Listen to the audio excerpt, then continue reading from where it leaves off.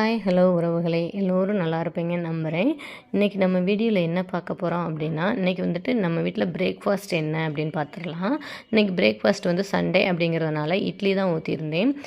இட்லியும் சாம்பார், தக்காளி சட்னி. சாம்பார் வந்துட்டு துவரம்பருப்பு போட்டு வச்சுட்டேன். துவரம்பருப்பு, வெறும் தக்காளி, வெங்காயம், அவ்வளோதான். நல்லா இருந்துச்சு, டேஸ்ட்டாக இருந்துச்சுன்னு பசங்க சொன்னாங்க. அதே மாதிரி தக்காளி சட்னி அரைச்சிருந்தேன். வெங்காயம், வெள்ளை பூண்டெல்லாம் போட்டு தக்காளி அதிகமாக போட்டு தக்காளி சட்னி அரைச்சேன். இதுவும் நல்லாயிருக்கு அப்படின்னு சொன்னாங்க நண்பர்களே. இன்றைக்கி ஸ்பெஷல் கிளாஸ் பசங்களுக்கு இருக்குது அப்படிங்கிறதுனால காலையிலே எழுந்திரிச்சு சட்னி, சாம்பார், இட்லி ஊற்றி அனுப்பிச்சாச்சு. இந்த இட்லி வந்து ரேசன் அரிசியில் தான் பண்ணியிருந்தேன்.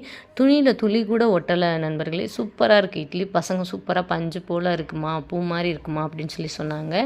நீங்களும் ட்ரை பண்ணி பாருங்கள். ஓகேவா நண்பர்களே? இந்த வீடியோ உங்களுக்கு பிடிச்சிருந்தால் லைக் பண்ணுங்கள், ஷேர் பண்ணுங்கள். மறக்காமல் நம்ம சேனலை சப்ஸ்கிரைப் பண்ணிக்கோங்க. தேங்க்யூ ஃபார் வாட்சிங் நண்பர்களே.